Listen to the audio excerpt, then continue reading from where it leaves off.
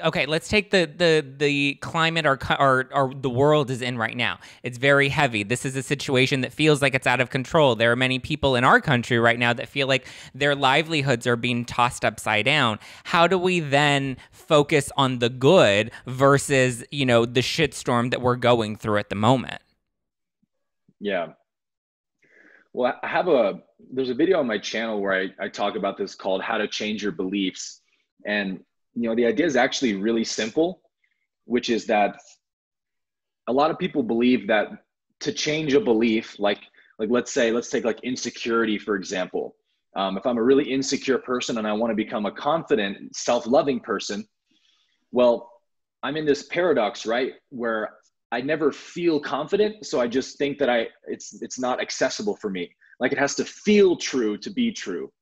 And that's really where the hang up is, right? Is like your mind is what holds on to the beliefs because they're really just conditioning patterns, right? Oh, I've always believed this about myself. So my mind just has it locked down and it's going to keep referencing it all the time. So Right. I, as the consciousness, the awareness, have to make the decision. I no longer believe that about myself, but it doesn't feel true. Who cares, right? That's just the mind responding to your old belief. You have to just decide or desire for the new belief to be true. So the example that I give always is the example of a breakup, right? If you've ever had like a friend, like a girlfriend who was with some guy who was really awful to her, maybe he cheats on her or he's abusive in some way, and you're just like, come on, Susan, dump this guy. And she's like, yeah, but he's so sweet. And he apologizes. And she has this kind of neediness with him, right? Something in herself that's not worked out yet.